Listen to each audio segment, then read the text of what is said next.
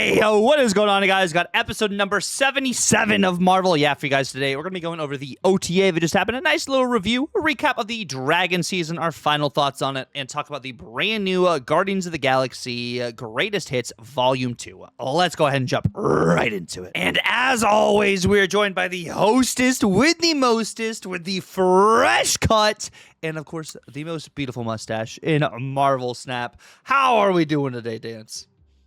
I'm doing well. I got all this stuff cut.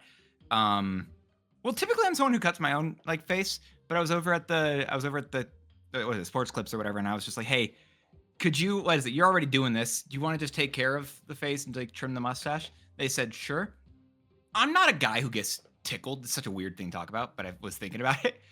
I'm not ticklish. I'm not a ticklish guy. Mm-hmm. However, they brought the razor over to the lip, and it sort of I don't know why. I feel like that's the closest I've been to being actually tickled in a decade, which is such a weird thing. Mm-hmm. I'm not ticklish, and that happened, and it was, I don't know. Why did I start with this? I don't know. God, I like that Nimrod variant. We should talk about that. I do not know why I started with that conversation. Well, in case you guys also did not know, by the way, quick little shout out before the big shout out, of course, later in the video. Dance also was on another podcast this past week. Not just the Snapchat with Alex, but he's also on a new video with guests, which you guys need to check out, called The Ban List. That will be down in the description below. Really cool new concept that they're taking on here, and really, really just solid stuff that I'll put down in the description. But today on the Yap, we are talking about the OTA interview, which honestly was a very interesting OTA. We'll, of course, have additional thoughts here in a second. Also, we're going to be reviewing the Dragon season, and we're going to be talking about the brand new Guardians of the Galaxy Volume 2 that is releasing today as well, the brand new season. And as we jump right into, honestly, what we're going to be talking about here as we talk about this OTA that just happened, Dance, it was pretty interesting that the season pass card actually did get hit within the season. Yeah, Shu Lao, in case it wasn't known to y'all, Shu Lao got, by the way, you have it shown double on screen. Shu Lao, it got hit to be a 5.6 instead of a 5.8, and that's the only thing that they hit with it, which apparently some people said was too harsh of a hit. Yeah. I think they are insane if they think this was too harsh. Second Dinner said that this was a light hit, but they defended it being a light hit because they tried to not only nerf the card, they tried to nerf the cards surrounding Shu Lao. And I'm not certain if I love that logic entirely. I understand them not wanting a Mr. Fantastic First Steps. Well, the difference is Mr. Fantastic First Steps got its huge nerf once it wasn't a season pass anymore, and it was more accessible to players besides being behind a paywall. So I think that's probably part of it as well, is they want to still continue to sell it opposed to completely nuking it. So this is the first slap on the wrist kind of situation. It kind of more so instead of a Fantastic First Steps, it kind of feels more like a Loki slap. Additionally, because you're hitting the deck pieces around it opposed to just the primary card. Not saying Shu Lao and Loki are necessarily under the same standard, because I still think Loki was still way crazier for a longer period of time than Shu Lao, but I think it's a good initial kind of test to see what happens and everything. And I do think the play rate dropped a little bit, I would say, for Shu Lao. I didn't see it as frequently as maybe instead of every 3 out of 4 games, maybe it's every 2 out of 4 games, or at least 1 out of 4 games, which I think is better opposed to being just oversaturated Shu Lao decks. Yeah, so it legitimately, it did, I think it went down about 5% or so from what it was before. And we're in weekend missions right now too, so. That's what I was about to say. There is the weekend missions bit, so it's going to be until next season where we figure it out, right? Because I think the card has been amazing. I think Shu Lao has been a very good card, and it needed a nerf. Yep. And I don't know if it needs another, and I don't want to say it does until we are out of this season. There is no longer a desire, not desire, but there's no longer a incentive to play Shu Lao, if that makes sense. Yeah, I'm really interested to see if this gets some of that Galacta treatment, where it really is that the +3 is just inevitably just too good, just long term.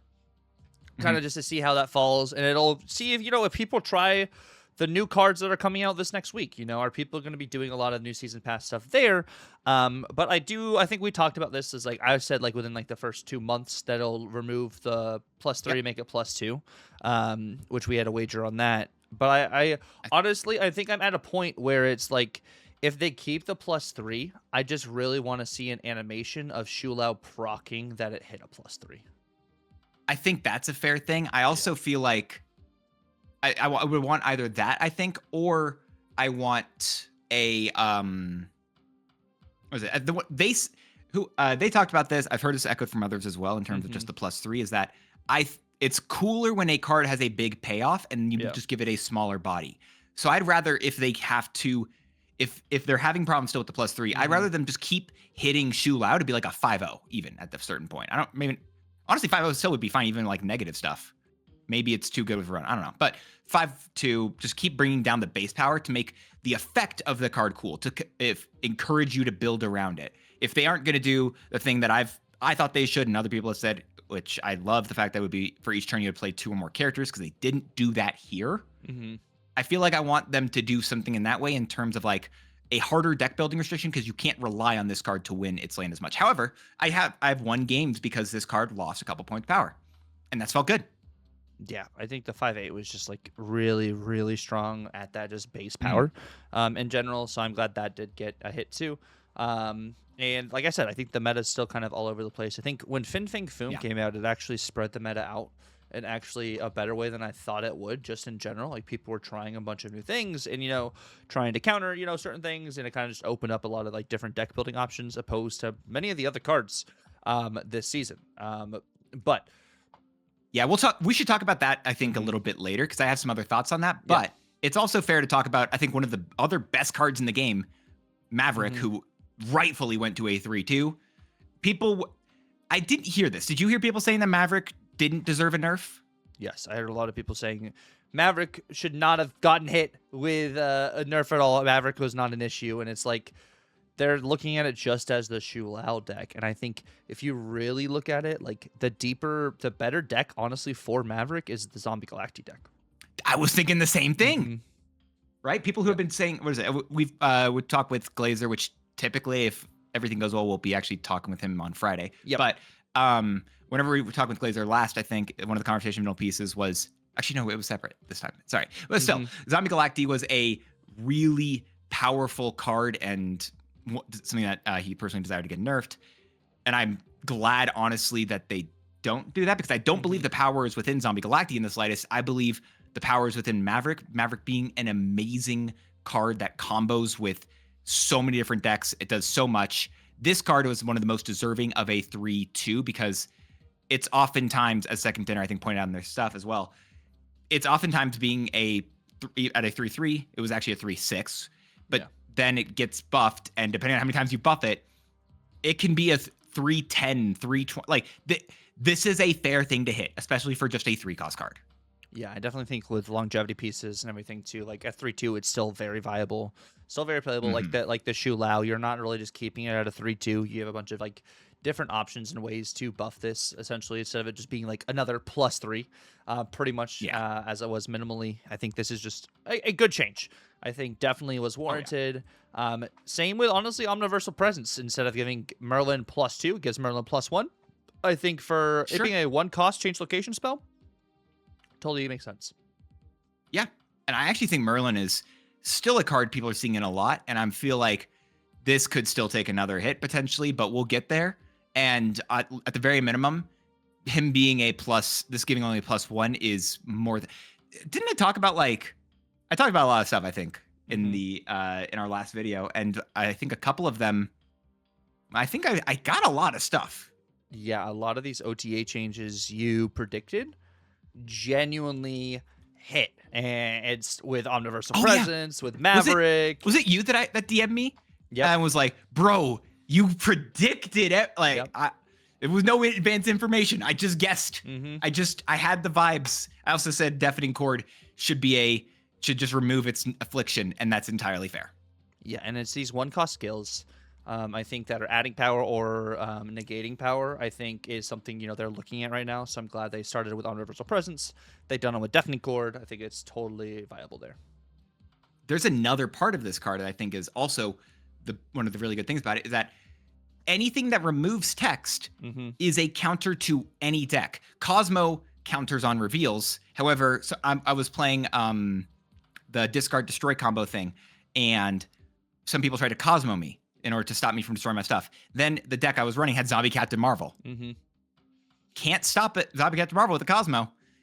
And Deafening Chord, though, again, it wouldn't hit Captain Marvel, in particular Zombie Captain Marvel, but it does do removing the text. It counters whatever the not non-reveal, but it counters a lot of those cards that are existing effects throughout. And so removal of text is really powerful. And I'm hoping this card is okay, but if it's still too good, I don't know what they're gonna have to do to this guy.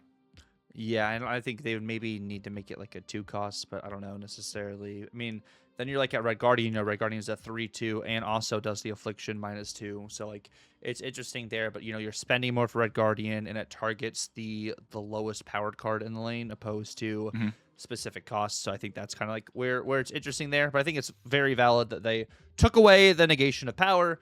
And then of course Spider-Ham lost a point of power. We have now 1/1 Spider-Ham again, which totally understandable and not mad about that. It's the same thing. Yeah. Where it's removal of text. Technically it says replace, but still this is actually the removal of the text of your card. Yeah, no. Another just really good change. Then Colonel America is now at 3/4. I was not expecting this on the docket, but I'm totally okay with this being a 3/4. My personal opinion on this is that the card sucks. And it's been a while for this card. I don't think there's a reason to use this card in the metas. That what you have to do with it is you have to get consistent discarding on it. And it's limited by the amount of turns, obviously. There's not really a way to double it unless you're copying it somehow with a Moonstone or whatever, but that's not a realistic thing. And then you also have to have the other bodies in the lane to do stuff with it. And then, on top of everything else, it also is a very vulnerable card to a Deafening Chord, to Red Guardian, to Cosmic. It's just, I don't know. I don't think this card is fantastic. And my personal take on this is that this should probably be a 3/1 that buffs itself as well. I think this card still is pretty decent. The meta we're in, it's not the best spot for it, but you're talking about like, not discarding enough cards in a turn. I mean, you play this in the same lane as your Zombie Power Man, and like you're essentially at like 9 power there. Then you get to 10 power, and if your opponent is using either Deafening Chord or the Red Guardian on your Colonel America or your Zombie Power Man instead of your Morbius, I think that's kind of a win there. But it's just where we're at in the meta right now. This doesn't really feel like the most impactful change currently. We'll see maybe progressively how next season goes with certain instances, but just that classic style discard shell, I feel like, is just maybe a little rough in the super power heavy slam we got going on when it's the ramp, whether it is the Shu Lao, whether it's, Man Spider. You're not keeping up with Man Spider unless you have Gambit pretty much and you hit the right target. So I think that's totally valid in general there of like this kind of feels maybe like a nothing burger, but it's not really nothing burger. It's just in the meta right now. It's just not in the best spot. Yeah, that's a very fair point. However, if you want to talk about nothing burgers, they refuse to give points to the Doom bots, and I understand people really want them to, and I don't. No, I think they're waiting to see how Moondragon lands with Doom 2099 before they buff those bots again, which it'll be very interesting to see, which I honestly think that if it's not when Moondragon releases, it'll be after Jack Flag releases, which is something I was talking about today, was that I think Jack Flag will be very interesting with the Doom bots, and especially a Spectrum style build opposed to necessarily an Aurora style build, to be able to get some of that extra value. Because I do think like Jack Flag is one of those cards that we'll talk about more, but very excited for that. But I think that's something that'll be interesting. There are 2 cards I think I'm excited for, maybe 3 next month. Well, or this month. Yeah. Now, what about Lin Lee? I scoffed at this change at first. Bro, I then played Lin Lee. This card's like a 2/11. It feels insane, and I'm good. Like, what is it? It's for what it's worth. Like, Lin Lee got a point of power, but this isn't the only bit that you can look at because the Sword of Fushi also now gives +1 power. So they buffed Lin Lee as well as the sword. And with that in mind, this actually feels really cool. Like, I don't know. I was playing a deck that was doing movers with I don't know, it wasn't doing any of the classic stuff with like Human Torch, Vulture and stuff, but it was doing a bunch of other things there. And Lin Lee felt like the strongest card in that package with those 2 points, next to Craven, I'd probably say. And I'm here for it. That's a really cool card now. Yeah, I think that you're moving the standard now for 2 cost with Chambers release. Moving. Moving the standard for power for 2 cost with Chambers, essentially like a 211 to 215. And so with Lin Lee, you're also getting to that 213 if you're moving, the sword into his lane as well. And also with like Moondragon. Like Moondragon also is something that's essentially can be like a 210 to a 212 depending on, how you get your curve and everything too. So like the 2 cost power gainers are going to be very, very interesting to kind of, just see how they react and interact too. And I think this was a solid change to a card that wasn't getting a lot of play. And I'm glad they did it during the season while it's in still, seasonal snapbacks. Yeah. And like I said, it's 2 cards in total, which is, it just makes it feel really clean. But also with those 2 in mind, Topaz getting the side grade, a little bit of a rework there, going to a 2-3 from a 3-5. Fitting it in the curve is so much easier now. And I was using Topaz with Lin Lee. And Topaz, again, feeling incredibly real and having an incredible downside, obviously, of like, you can't really keep cards in her lane. But also, it still is an upside that if you can work it correctly, this is a cool card now. Yeah, I think it helps you a lot with the setup that you're trying to do in a lot of move decks to be able to kind of like adjust what you like truly want to do, where you want cards to go, setting up, your Madam Web in the middle now to mitigate either going to the left or the right lanes, and be able to play this even potentially same turn as something like a Red Wing even. Like this being a 2 cost just allows you to have some more of that, applicability to be able to play it on, a larger variety of turns instead of like it being the downside of it, being that 3 cost soaking up most of your energy on a large variety of turns. Yeah, no, it's very cool stuff. I like it a lot. I don't know. This OTA felt really nice. Like there was a lot of nerfs to cards I think were just way too good. And I'm still not on the zombie or a Colonel America change. Yeah, because it's just the card, but also in general, this is awesome. Yeah, no, I think they did really solid with this OTA to give us some life to also, the nerfs to cards that definitely needed nerfs and needed to be adjusted. I think they did an incredible job with that. So I'm interested to kind of see how this does have, an impact, for next season, since we won't be getting an OTA until the 2nd week of this next season. So it'll be interesting to kind of see how, those cards land and everything too. But we are going to do a nice little review of this current season that we've had, which this is like the least amount of cards. I think we talked about this earlier. It is the least amount of cards we've had in a very, very long time, in general. Yeah. It's unfortunate. Yeah, unfortunate, but I get it, right? So this was talked about apparently in other chats, and I don't know if it's been confirmed, but there was 2 different points that I think kind of... One point that makes it feel like it might be the reason behind it, but I'm honestly still uncertain. One of the reasons why we might have gotten less cards is because people were talking about how difficult it was to stay collection complete with this current system. Yeah. And in the limited time game mode, most recent one, Sanctum Showdown, they've released no new Series 4 cards. Just put a bunch of Series 4 cards and the seasonal packs in the like shop and rewards and all that stuff. And they said, and in addition, like the reason for it, what is it? I believe they said a new Series 4 card will not be released this time, with the goal being to help players catch up on their collections. So with that, I wonder if more of this, if that's why we didn't get as many cards as like Dragon Lord, Brand of Shu Lao, and Dragon Breath were all data mined at one point to release during the season, and then no longer did.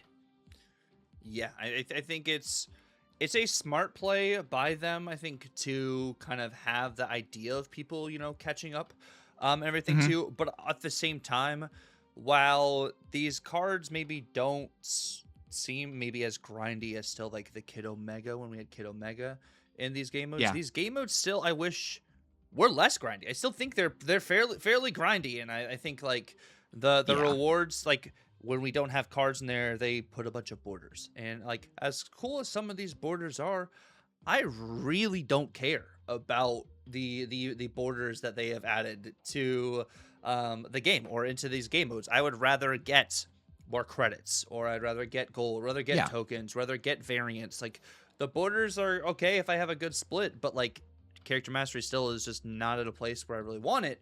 That I'd rather have more resources than cosmetic in that sense. Yeah. I will say there was some. I always love getting new borders though. As much as I don't like, technically, I don't.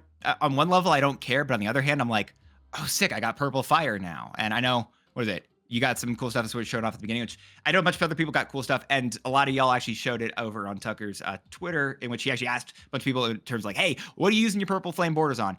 And those are cool. There's a lot of really cool stuff there. And if you want to see other cool things that he is just posting and talking about, you should be over on his Twitter looking at that stuff, because there's a lot of really cool stuff there. Not just him showcasing his amazing Nimrod split that he was showing earlier in the video. There's also some really great stuff in terms of him hitting Infinity Conquest, shouting out other things, or just in general his Twitch, YouTube. He's putting out great content. I got annoyed at him because I didn't get the opportunity to watch the newest episode of Moondragon that he put out for Buy or Bust.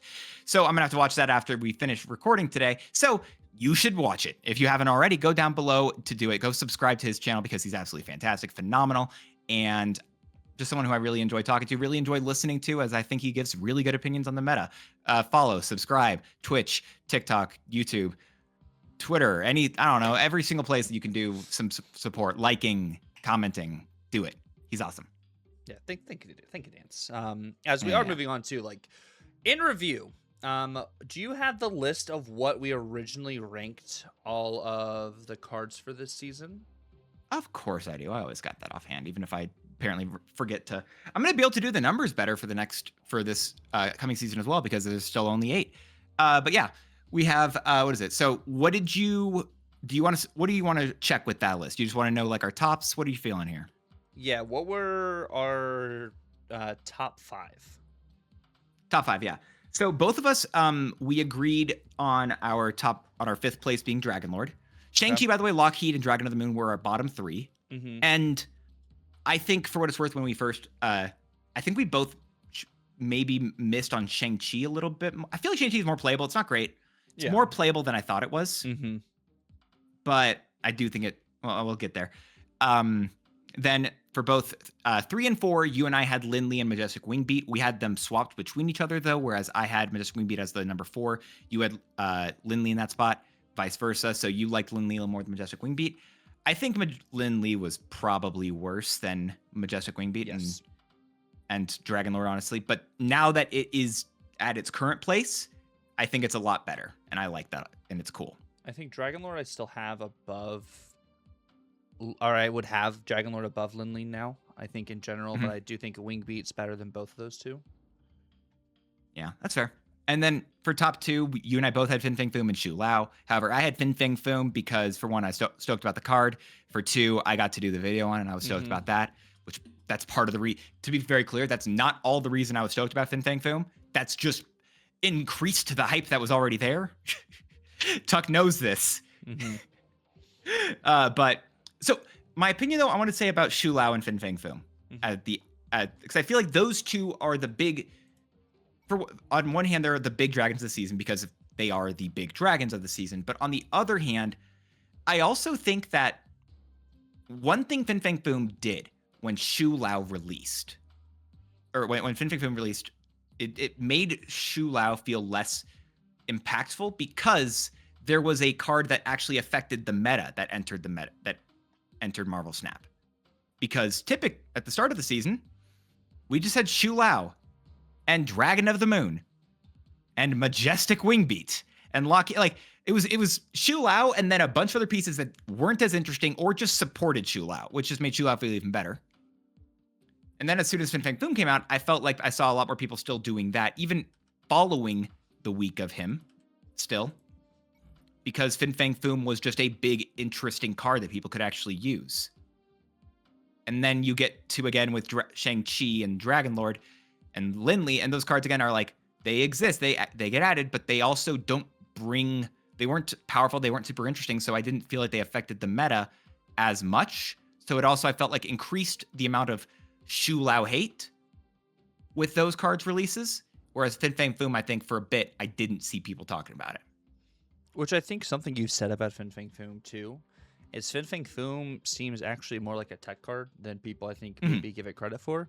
And I think the impact Fin Fang Foom had on the meta is something that you can kind of compare to Cosmic Ghost Rider in a sense. Yeah. In that the way you play your cards and the way you place them on the board had one of the biggest impacts on how Fin Fang Foom was played. Because if you're playing your bigger cards in that first or second place, Fin Fang Foom can also gain that card's power. And I think that's the way people had to start playing around the Fin Fang Foom instance there, was because of that kind of like tech piece. I like being able to mitigate that with your Shu Lao. Shu Lao is going to add big power, but if my opponent also played Fin Fang Foom in a lane where that Scarlet Spider or that card that Shu Lao is about to, buff is played, they can steal that lane back because, the 12 base power from Foom and also gaining the front row power of enemy cards. So I think that's something that really helped, I think, the meta itself is, it like the same reason, like I said, with Cosmic Ghost Rider, you're playing around. Well, Cosmic Ghost Rider, I can hit these first two cards, which are key cards to help me get my combo. They're ongoing, or they're like a Fire Hair, or stuff like that. So, like, I think that really is one of the main instances that helped kind of shift the meta in a sense. With this not just being a big, powerful, dumb card you could play, it actually was something you had to play around, opposed to it just being, oh, my opponent's playing big card kind of situation. So I think that was what's really, really good and impactful, I think, in general, with this card. Like, it had layers to it. It wasn't just, I'm just dumb power. Like, and I think that was really, really solid in order to flip the meta. We had the Pixie stuff. We had more Fallen One things. Like, it really opened up the door. And it also, I think it put into perspective, which we're going to be talking about more with Guardians coming out. We have no card in the game besides, like, Havoc that mitigates energy and like being like like an energy tech card. Like an energy kind of like holster, like something that stops like people having excess energy. Like, of course there's things that Fallen One talking about, like, gaining energy and stuff, but I think that's really something we're going to see prospectively for Guardians as well, is we have new kinds of ramp coming out, or elevated styles of ramp, which are going to be really interesting to see the impact there. And I think we were pretty almost spot on with a lot of our rankings here, like things we kind of move around, like Lindley we didn't expect to get changed necessarily in an OTA. That also boosts Lindley there, but look at everything on paper. I think our top three, we were pretty much spot on for that top three for sure. But I think in general, the Dragon season started off not liking Shu Lao and like it feeling really boring, but it's finished in a place where I'm okay with Snap right now for sure. Yeah. Also, I do love the fact that even after I think Dragon of the Moon got 2 extra points of power, I think we still have it in the correct spot, which was at the bottom of the list. Yeah. Which is, God, that card is bad. I'm so glad that we got a bad season pass in January. It's not going to be a bad one again next month, right? Well, bad super premium season pass, not bad season pass, but we might also how about a bad season? Well, it might be another instance of the super premium season pass getting changed again as we do go on and move over to our Guardians Volume 2 preview. Alrighty, like I was talking about, we have the brand new season starting today, which is going to be Guardians of the Galaxy Volume 2, hopefully better than the second movie. I'm not saying it was a bad movie, but it doesn't hold a candle, I don't think, to the first and the third. But we do have Star-Lord, Master of the Sun, absorbing suns like Superman over here. Sorry, different IP. But the new Season Pass card is a 4-cost, 5-power card. On the reveal, next turn, you get +1 energy for each turn you've ended with unspent energy. And as well, this card gains that much power, and it does look concurrently on if you floated energy this turn. This card is going to be crazy. I genuinely think this card is going to be crazy. I don't think it's going to be crazy. I think it'll be a fun card. I like the card. I think this is a very cool card, and I'm stoked about it. I love the fact that they also did say this gains so much power, because I think that card looked to be very mediocre beforehand. But yeah, I don't know. Star-Lord Master of the Sun looks to be a really cool idea for the cards. Very fun way to buff high Evo. And first word, this is, I think, the season of high Evo. I think we will be seeing a lot of High Evolutionary this season, and honestly, I'm okay with that. I don't know. I think High Evolutionary is a pretty fair deck. I might be annoyed by it by the end, but for now, I haven't been hurt as of yet. So this card seems really cool. I like what it seems like you can do with this card. Even if it's not high evo, like if you're not like fully punished necessarily for missing your curve, like having instances to be able to get back into the game, like you missed 2 turns, so then okay, on turn 6 you're gonna get +2 energy, you're gonna have 8 energy on turn 6. Like it kind of feels like with Fallen One, like you had to like Shuri Fallen One, you had to like, you know, Symbiote Spider-Man Fallen One. Now it's like, okay, well, I didn't hit my curve necessarily here, so I'm able to kind of, you know, maximize there. Or maybe I get this to go off twice. You know, if the on reveal goes off twice, you'll get +1 energy for your next turn again. Like I think there's going to be like really cool instances besides maybe in just like high evo. I think high evo is definitely the main home you think of for this, but I think there's other areas where you can actually get some pretty solid value. And I think this also is a pretty good like Man Spider card, because I think Man Spider in general is just going to be, I think, almost everywhere again. Man Spider has dodged the OTAs for a while. I wouldn't be surprised if it takes off again at the beginning of this season, or if they're looking at the stats from the way it's been since, like we were talking about with Fin Fang Foom, where Man Spider finally gets hit. Not saying I think Man Spider necessarily is oppressive, but if we look at something like a Maverick and we look at something like a Merlin, like the way they've impacted the meta and how powerful they are being able to mitigate a bunch of different things, I think Man Spider is one of those cards that could be looked at, I think, in a sense. Man Spider is yeah, I will be interested to see how they mess with if and when they mess with Man Spider. I think you also, by the way, said the key thing that I'm really interested in this card with, in that you can double it, potentially doubling the effect, and also with you mentioned for Symbiote Spider-Man in terms of Fallen One, but I also think Symbiote Spider-Man with Star-Lord is another interesting place to talk about, as potentially if you play the Symbiote Spider-Man and then you play Star-Lord, even though Star-Lord would technically give you 1 less trigger, you still would get +4 max energy, or not max energy, +4 energy the following turn, and then that's also an additional, it's a lot of power. I think there's interesting stuff. Yeah, and I think that's kind of like a really good point too, with like a Symbiote Spider-Man opposed to just necessarily a Fallen. Of course, Fallen One with Symbiote Spider-Man gives you way more energy, but like Star-Lord also with this Symbiote Spider-Man could give you way more power onto like a Man Spider kind of situation too. Like it's something just to kind of like keep in mind, because it'll go off, you know, Star-Lord's on reveal, like you said, will go off and give you the energy and also gain power. Symbiote Spider-Man then will also go off, give you energy, and gain that power again. So like instead of it necessarily being like 12 power on the board, it could essentially be 16 power on the board, could be 18 power on the board, kind of, you know, depending on the floating and everything too. Whereas Magus over here, we might unfortunately have back-to-back seasons where the Super Premium Pass card needs to be adjusted again. But that's, of course, us theorizing here, because if you guys did not know, Magus is a Super Premium Season Pass card, 3 cost, 5 powered.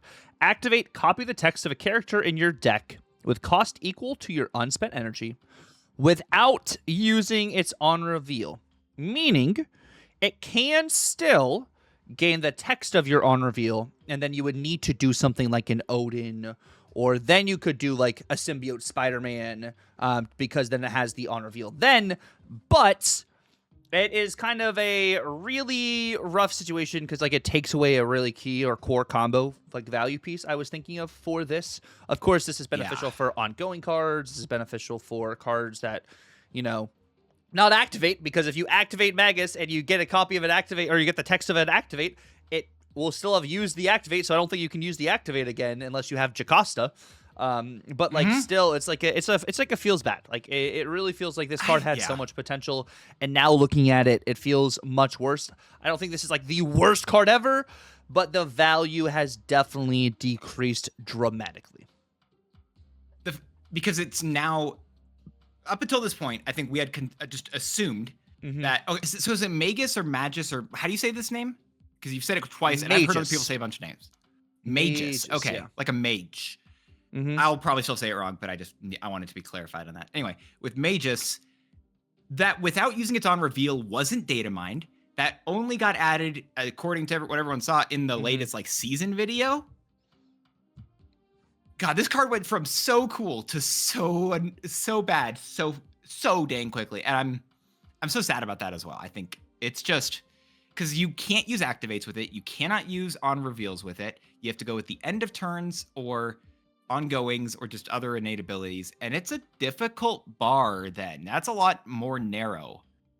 So I'm interested if this is going to be okay. I don't know. You can still, like you said, you can use Jocasta. You can use Odin to re-trigger it if it has like an on reveal or something like that. But yeah, I'm sad about this card now. I feel like I was so excited about it. It was going to be so interesting. And then those 5 words without using its on reveal, those brought me down so quickly. It's so Glenn even said that they think it's fair that Silver Surfer First Steps clarifies, like should have a clarifying bit of text in terms of like that it will work as if it just revealed or whatever.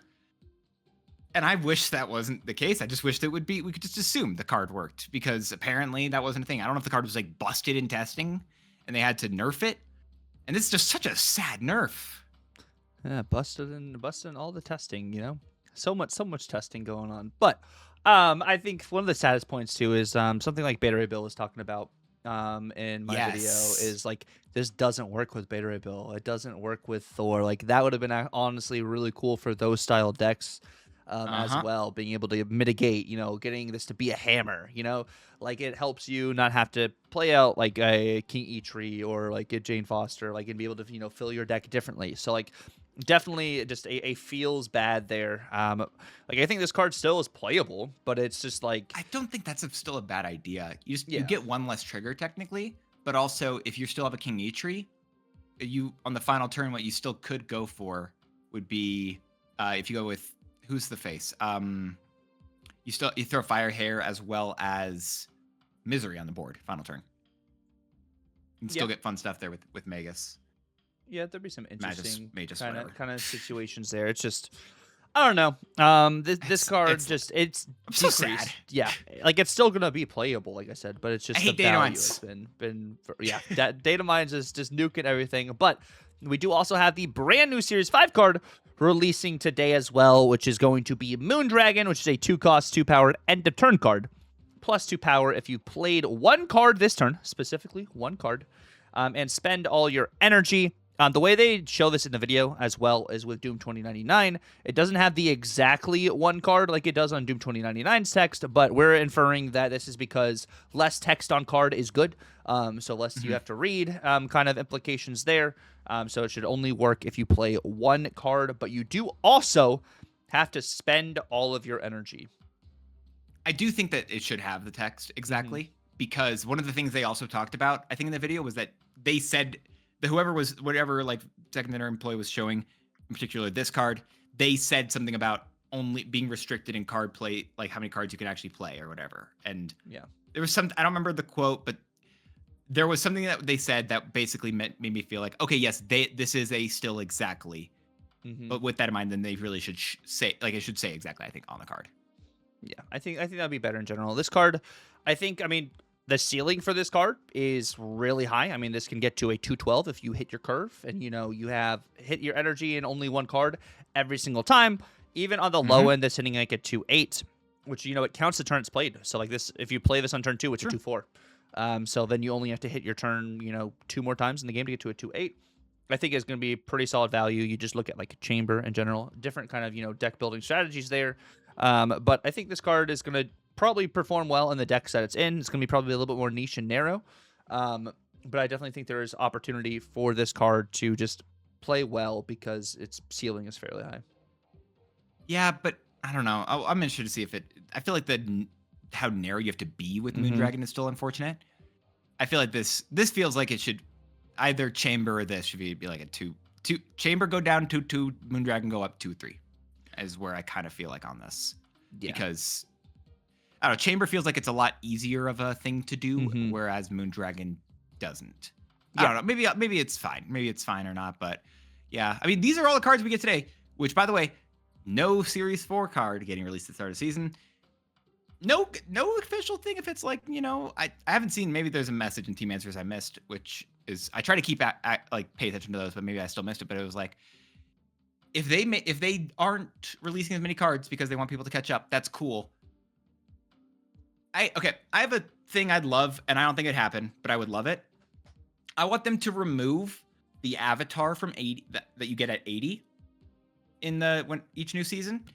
And I want them to, and I'm going to say a bad thing as well. I'm going to say also the gold that you get at 90, you reduce it probably to 100. And I'm sorry, maybe even less. But I know your eyebrows raised, but I'm saying this because put a Series 4 card at 80. You just get to 80 and you get a new card. I want more cards. I like cards. Also good for content. I raise you. How do you feel about that? And I say at 80, you get a card back with a new card back. 90, you get gold. And then at 100, you get a new card. I thought that, but so few people reach infinite each season. Like I feel like there could be people who are like, this is easy or whatever, and I can think that at times. But I believe there's a very it is not all the player base that reaches infinite. Mm-hmm. So I was thinking of trying to make it an easier goal for the player base. So I thought with the new card, but that could still be a better thing in general. Saying you hit infinite, you get the new card. I don't know, but that was my logic. Or if you hit it, I honestly wish there was because you'd have to remove gold in order to just, as much as I don't like it. Sorry, you were talking. There was stream delay. Sorry. I think overall, instead of changing that, I think the gold, I want to keep the 500 gold because every event pass now is gold, and I want to have more gold accessible to people when they hit 90 to have a huger stipend of gold to be able to pay for some of those passes. But I would love to see them introduce a new system where there is a rewards track for the amount of wins you get on ladder. And having 5 wins, you get 50 credits. 10 wins, you get this. And then maybe you get 100 wins in a season, then you get a pack. And like it just boils down to playing a variety of games. Doesn't mean you have to hit infinite. Like if you're in the 80s, you're stuck in the 80s, but you still end up winning 100 games. You then get rewarded for putting your time into the game itself. So I think that would be interesting. I don't hate that idea. But before we even finish looking at these, this feels like so a filler month of Snap, and it's filling up some of these snap packs is kind of my thought process here, which is just a feels bad in general, but feels like a filler month. I don't believe that's ever their intention. Yeah. To make a filler, because they want to release cool cards. Right. They've said that very blatantly. I do believe this month, as we are going to keep talking about it, I think they did not accomplish that goal. Yeah, and we of course, things could change in OTAs. Things can change in patches, but this is us looking at it currently. It feels kind of just filler, and I think still talking about speculation. Yeah, still talking about Moondragon though. I think like the deck she's in, like the main one, I think will get better later on in the season. But I think like currently it may just not scale horizontal, like vertically enough. It's more horizontal. Then you might necessarily need to be able to compete with that, Man Spider, even some of the Shu Lao and, all the Fin Fang Foom kind of stuff. And then you get Drax, Avatar of Life, next week, which is a 3-cost, 4-powered Series 5 card. Another end of turn, plus 3 power if your opponent played a card with greater power this turn. Period. So, this would get plus 3 power no matter what, if your opponent played a card with more than 4 power this turn, and it looks at it concurrently every single turn, goes to 3/7, something more than 7 power, goes to 10, more than 10 power, 13, more than 13 power, potentially goes to 16. And then additionally, move to that card if you'd be winning its location. So you don't have to get the move to get the plus 3 power, but it can move to that location, which you might look at, that could be a good thing. Also, could be a bad thing and could lose you the lane you had Drax on originally. I thought about that. I don't think it's a bad thing. I'd be surprised if it was truly a bad thing because of the fact that meant that your opponent played a card that was with more power than Drax on that turn. And so, assuming he's already gotten like 1 trigger by that point, they've played something that had 8 power or more in a lane that they are then losing because Drax moves there to win. And I think that's okay. Is that I don't know if it's fully correct, but I don't hate, I feel like it's typically just going to be a good thing no matter what. I mean, it can be, I think, but I'm also looking at it at the same sense, you're still winning your 2-game lane, and like there's a world I think where we asked in team answers what it prioritizes. Actually, I asked about that. Yeah, in which if it's like multiple cards that are bigger and it is random there, so I think that's a fair downside. And but that's the only I think real downside for this card. I mean, yes, it just also like you're like, well, I'm winning this lane because I have Drax in it, and then if it it moves to another lane, I still have to contest another lane. So it's just pouring your resources instead of just into a singular lane. You got to play for the other two kind of lanes still. It's just something you kind of have to do, I think, more so with this. It's not a martyr that automatically loses you the game. Right. And Captain Marvel is end of game, moves to location. This is end of turn, so it can move a variety of different times. But like, let's say your opponent just played a bigger card than Drax, and it moves to a lane that you're trying to save for something else. Like you're trying to save for a combo piece to go into that lane, but then Drax moves over. Like that's something that could be, detrimental. But it probably does have more upside than downside. But I'm wondering also, how often is this going to get bigger than like a 310? Which 310 is good.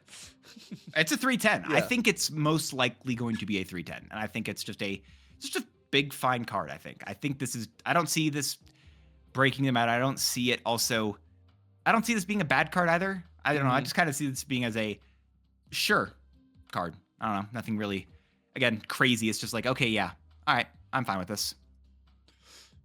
Yeah. So I think this will be fundamentally a pretty good card. I don't have any. And fun.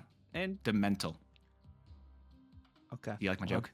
Yeah, if you guys like jokes like that, you guys are going to love Dance's content. By the way, this man has puns for days and fantastic content. Like I was talking about earlier, he just did a podcast with guest called The Ban List, which is something they're looking forward to doing weekly, bi-weekly. They're still, figuring out the final details, and they're very interested on your guys' input on it as well, too. So make sure you guys do check out that video itself to give them some good, solid feedback. And definitely check out Dance's content, too. Man makes absolutely fantastic content, whether it is a Fin Fang Foom video on the Marvel Snap channel itself, or his own personal deck guides, OTA guides, or reviews of the patch, or the new season, or data mines. Dance makes all sorts of different Marvel Snap content, variety Snap content, and some variety streaming content as well on his Twitch, mainly still streaming Snap. If you guys want to check out his deck guides there on the YouTube, or watch him record the deck guides, that's going to be live on his Twitch, as well as his Twitter, where he posts where you can find those deck guides. If you guys do not want to click down in the description below, which you guys should be doing, you can also click the links on Twitter as well. Some fantastic stuff going on there for Dance. And then we have the absolutely most overpowered card of the season, Major Victory, as the Grand Arena Series 4 card, which is on reveal. His name. It's Major Failure, I thought. Add 2 members of the Guardians crew to your hand, and those members are Gamora, Groot, Mantis, Rockets, Drax, and Star-Lord. Yep. All right. Cool. Nice card. Yeah, Why does it generate Mantis? Surely these are going to OTA all the Guardians cards and make them good, right? They're not just going to be bad. This card's not just going to fall flat and be like a waste of a Series 4 card in a new game mode. Here, my Copium says that they're going to be buffing all the Guardians to say, if you're correct, double their power. Double. I like that 1/2 rocket. And then the next card it probably is just a 1/2 rocket, legitimately, because of bounce. Honestly, is what you would do. Yeah. Or sorry, 1/1 rocket. Yeah, 1/1 rocket goes to 1/2, and then it goes to 1/4, 1/8. I mean, yeah. Or you buff it in the slightest, and it goes. Ooh, Morgan with double. Yeah, Morgan, Joaquin. And then we got Kraglin, which is the other Series 5 card, the third one we have releasing this season, which is a 3-cost, 3-powered card. On reveal, banish the top card of your deck if it was a 4-cost or higher. +2 energy next turn. Otherwise, give Kraglin +4 power if it is a less than 4-cost card. Yeah. This is a card. I love banishing cards that I can never get back. Oh, +2 energy next turn. Yeah, I mean, that's having. You can play a 6-drop on turn 4 and your opponent can't. Yeah, that's the big deal. That's cool. Or, Kraglin becomes a 3/7, but it's like, the downside of this, I'm just like, I'm just not a fan. I don't think of this card. It's just conceptually more banish, and Yondu banishes stuff is conceptually is pretty cool, but I think like actually in game, I am not really liking this. I will talk about more of the cards. Just I don't know. You said it's a filler month, and this feels like one of the most. I don't know what they do to this card to make it better. I think if you maybe get say like a +6 power maybe for the upside, maybe I care about it. But I don't know. Losing a card in my deck is not something I want to do lightly. You have 12 cards. You make each of your decks very specifically. I don't know why you. I have a deck I think I want to try with Kraglin that I found, and I've enjoyed it, and I was thinking about like, okay, Kraglin could work here, and that's one deck I've thought of since we first data mined Kraglin. I say we as if we were the ones doing it, but whenever Kraglin was first data mined, I've had one deck in those months of time that I'm like, all right, I might be interested in playing it here, and that's it. Yeah, I mean, I guess you're finally getting some Howard the Duck value, like you thought you would with like Ironland in the past, but it's just why couldn't this have had a cooler ability, something like I think it's a cool ability. I just also think it sucks in Snap, is what you said, and I think that's the best way to describe it. Whereas this here, Jack Flag, the last Series 5 card we're getting this season is a 3-cost, 3-powered ongoing card. Your cards here with increased power get +2, which also means includes Jack. It does not say other cards here. Yep. And I think, this essentially being a potential 3/11 can be pretty good. Yeah. I think that I'm hoping the Spectrum list likes him. Mm-hmm. And that just seems like a very cool place to do stuff with it. Even Surfer. Yes, Surfer and Spectrum, I think, are both going to be fun places. You technically could even go with Aurora with this, which is potentially interesting. I don't know. There are a lot of places where I think you can use Jack Flag. I'm interested in it. I also, again, think that I don't know, this card's, again, also just kind of like a fine card. It's nothing really crazy. Best thing about this card, I think, is Moonstone. Moonstone, and I think this is one of those cards for that Doom 2099 Moondragon list that actually can give you value. Like, I think that actually playing Spectrum in that deck now is something that can be really solid, or even like the Aurora. Aurora does also work, but like Spectrum would also make it so you hit your Jack Flag. And I think that's just something, you also hit your Doom bots. Like, I think that's going to be something that could be pretty impactful for this, and it's a 3-cost you can play out on curve with that Moondragon. Like, I think, like you said, Moonstone is gonna really enjoy this card. Even Mystique will like enjoy this card too. It's just overall a solid card. Surfer, of course, enjoys this. Yeah, like it's just Captain America. Solid. Yep, Captain America. Like, this is I was thinking, I was like, well, maybe it's something you could play into Wiccan and everything too. But like Wiccan, you're not necessarily getting a lot of power on those cards, but you could do it in Wiccan Surfer. Sure. I was lower on this card at first because I was thinking of Gilgamesh in terms of being like increased power means it needs to have green on what you see of it. Whereas it's a thing I'm still hating. I think I mentioned it before, where it's like Diamondback doesn't care if your card actually has a red number. It just cares if there's any affliction and power to it.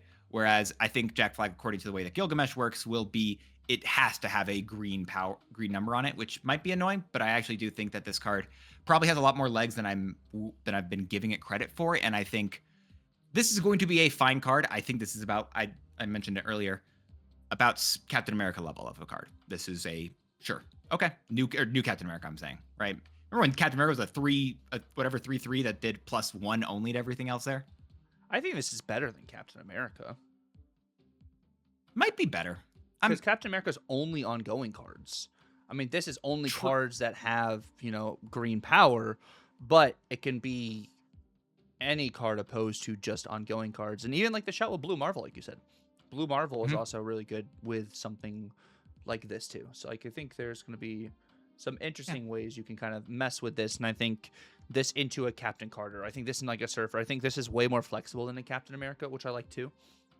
So I think this is going to be really, really cool, and something you can even play like on like a Captain Carter lane. Like, even if you don't buff Carter, the cards in the back row will get buffed by Jack Flag because they're going to have the buff power Carter. So and the biggest thing you said is it also includes itself, and that's a very real buff. Yeah, which Cap doesn't include himself. So that's something to note there. And then the last card we have this season is going to be Starhawk, the Series 4 card, which is a 2-cost, 2-powered card. On reveal, on odd turns, give your cards at the left location +1 power, which means all the cards. It also would include itself if you play it on the left location. Doesn't say other. And then on even turns, give your cards at the right location +1 power. So I think this is going to be just interesting. Also, for a lot of those buff decks, I think this also could be a Galactic card to give some value to like that Maverick, to an Agony, and even just in general, like not it could be a Surfer card, but like this is just going to be a generic buff card, something you can also play with like a Grandmaster or like an Odin and stuff. For a Series 4 card, I don't think this is half bad for Series 4. Like I think this is actually okay, nothing crazy, but I think I'm not upset with this at a Series 4 set line. So I do think the card is a lot better than people are gonna. I feel like it's not exciting. You're right, but I think it's gonna be a very fun card. Also, as a pushback, when you say it's very good for a Series 4 card, I think it's good for a Series 5 card as well, considering some of the Series 5 cards that we're getting this month. But I do think that I don't know. This card's just fine, right? It's a 2-cost that potentially turn. And again, it does say it can give itself. It doesn't say other cards, which is a big deal. This card I think is really cool. I think I like the idea of what it's going to do. I saw some people questioning. I'm just going to specify. This is not saying it's going to keep on revealing once it's on the board. It's not an end of turn bit. This is on reveal. It's buffing either the left or the right location, and depending on if it's an odd or even turn, that's what changes stuff. So I think this card is cool. Honestly, it's a very interesting card, and it also feels like a card that could be fun for some stuff like Clea that I also think is enjoyable, like you mentioned with Surfer things, Captain Car, like stuff like that. This will be a cool card for it. Also is a buff to Maverick, which, yeah, Maverick needed it. Maverick really got hurt in the last OTA, so thank goodness they're buffing it. Yeah, no, I think in general, I think this card is one of the better cards of the season, which is why we got to rank these cards now, Dance. We do. Oh God, I'm so. I don't know if I'm hurt just by the data mines, and so on one hand, I want to say that Magus whatever is number 8. It's not actually, but like no, it's not. Like from an emotional level, it's 8 for me. It's not actually, but it's like I was here. I was like I was all the way up here, and now I'm all the way down, and it's so sad. It's not as bad as I'm feeling, but God, is the worst one just like Kraglin though? No. Right now, Major Victory currently, exists. Major Victory exists. Major Victory. Yeah, until there's any changes to the Guardians, Major Victory is the worst card. Yeah, Major Victory also feels like a card that should be a 3/5, which also gives the point which I think Coulson should be a 3/5 at this point. Coulson should be a 3/5, I think, just at minimum, and you could even make, I think, a fair argument potentially that Nicholas Fury should be a 4/7. But yeah. Anyway, is that you saying as well? Major Victory goes to 8. Number 8. And I'll then say I think Kraglin is 7 for me. But what do you got for a 7 slot? I probably have Kraglin at 7. Yeah, unfortunately. Again, it's just like I don't know. Maybe it'll be okay. I just don't see the benefit of banishing one of your own cards. Yeah. I don't know, not enough of one anyway. I think there needs to be some sort of a banish. I don't want there to be a way to bring back banish cards, but I just want I think at some point, if they want this to be a cool card or at least a fine card, we're going to need... This is a card that I don't even know if they could buff with Kraglin in an OTA. I feel like it's a card that's going to be more akin to like Dakin, where it's like, or Dakin, however you still say that name, where it's like, if you give it pieces that work, maybe we can talk about it then. But until that point, yeah, I think Kraglin's a very fair 7. What you got a 6? Well, also with Kraglin, what I really wished is if Kraglin generated, is it the Yakuza arrow that we had data mine? Yakuza's a very different thing. Yeah, it's different. Yakuza's the Yaka arrow, because that's also a card that was that's what I'm saying. Data mined. If he created a token Yaka arrow, that would have been like really other thing that could have been cool. Like conceptually. So yeah, I have Kraglin, I think, right above Major Victory, and then looking at all of these, wow, this is where it kind of grays. Like it actually, like some of these are maybe similar to me. I think I probably go Drax. Actually, it's either Drax or Really, Moondragon as my like toss-ups there for. I'm a lot higher on Drax, I think, than you are. I didn't know you were Mm-hmm. that low. I don't think it's that bad of a card. I think it's just okay. So Drax is though you think is your number 6? Actually, no. Let me do Magus as my number 6. That's fair. Yeah, actually Magus. I think Magus is not. Magus is my 5. Okay. But Moondragon, I think, is my 6. Okay. I think that's where I've got those two, which Magus may be better. Maybe I don't know. Magus is lower. Okay. What do you got for your 5 then? I actually do have Drax at my 5. I think I'm gonna look at it as like, what am I substituting out of Surfer for Drax? Like that's kind of like my concept with him being a 3 cost. I know he's not just a Surfer card, but I'm trying to think when I look for a Drax deck, am I just doing it based on the meta? Is it like a situation kind of like Gladiator in the sense I'm only playing Gladiator in specific metas. I'm not playing Gladiator all the time. Whereas like Drax, I think does have value because he scales with that +3 and the check the end of turn. I just think more so the impact he has on some of these decks. I don't know if he's a necessity per se in some of those when I'm looking at like my ranking personally. I think Drax might perform better than Moondragon, but I think when I look at it, and even if I don't like Doom 2099, if I were to choose between which of the two I'm drawing, I feel like I have more pieces maybe more so to bring a deck back to life with like a Moondragon than Drax. I can just play another 3 cost and do something. That's fair. I think I don't think of Drax just as a Surfer card. I think it's part of the difference there. Whereas I feel like Drax is much more. I think of it as a good cards card. This card feels like what's like Copycat kind of will do, in which like I know Copycat's not the right example. I don't know. Maybe it's closer to Gladiator, just like one of those tech decks that just puts a lot of like big numbers in there. That's kind of where I feel like Drax is going to be fitting.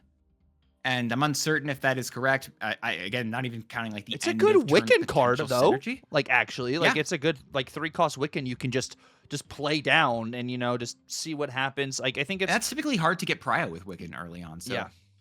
So I don't hate it for that. You maybe like put this more so in like that Eliath style Wiccan build because then you have extra power on the board to be able to do like Eliath tech things. But I don't know. There's just something about Drax that I'm looking at like at the 3 cost. I'm like, I'd rather do something else, and I don't know. And I'm not a Doom 2099 fan, but I'm higher on Moondragon, and I ranked them differently in my video the other day. But it's just right now, like thought process wise, I'm just like, that's fair. I'm higher on it because I think it's as much as I don't like it, I'm not gonna like it. I think, but I think this will just be a good card that gets used in just the good card style of deck. So I am higher on it personally, but with that even in mind, I actually don't even have it until this is.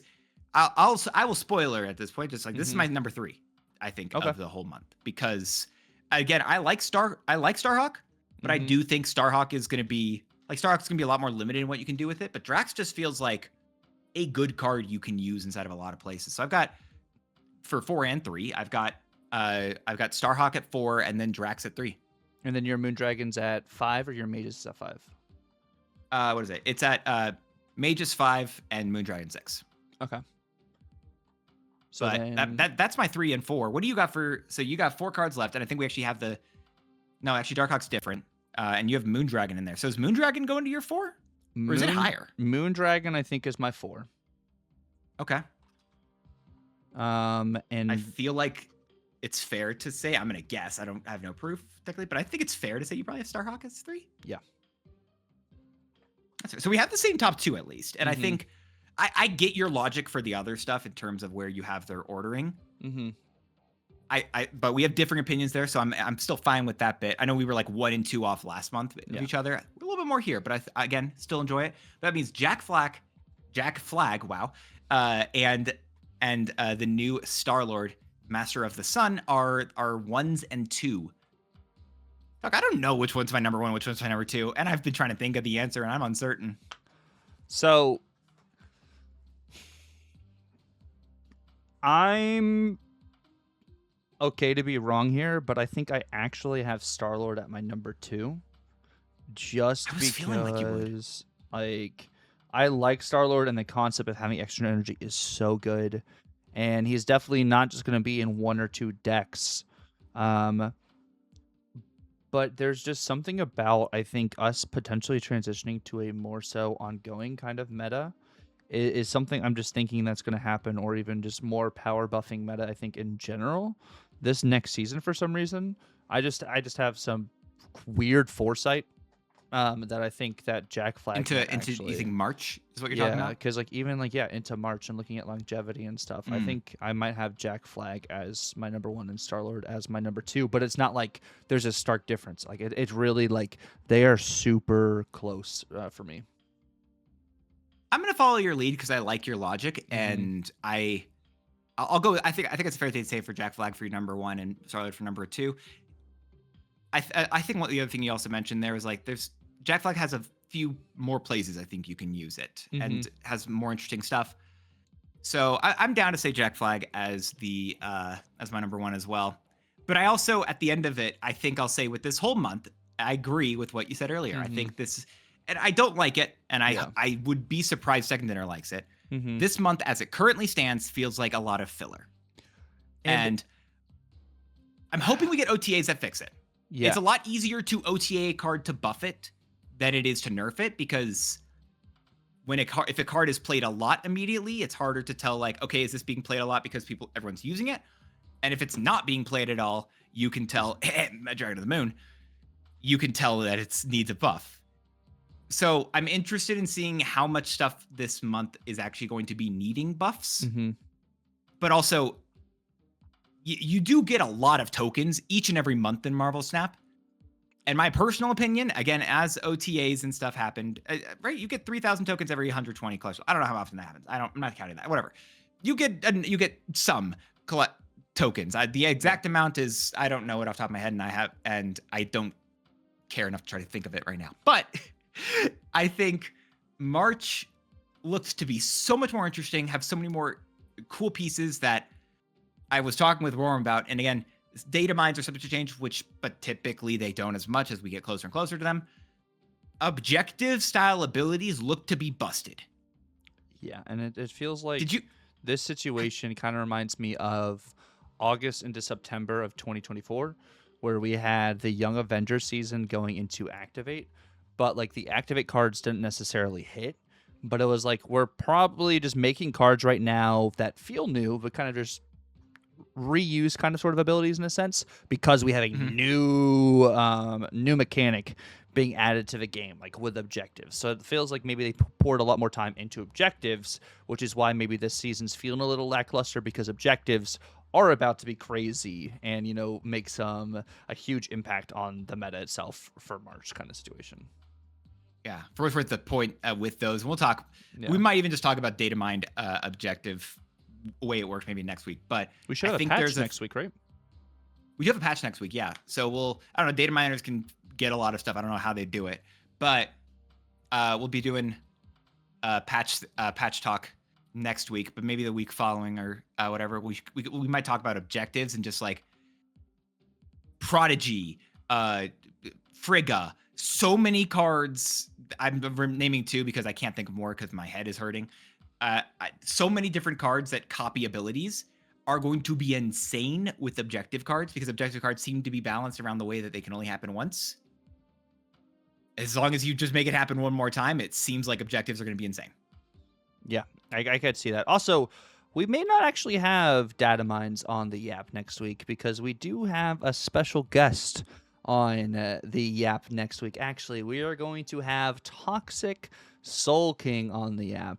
If schedules permit, maybe we can ask Toxie if he wants to go over data mines with us, which could be nice. So maybe we'll keep that in mind, which is why for today's word of the day, it is going to be filler. If you can use filler in your comments down below, we would appreciate it.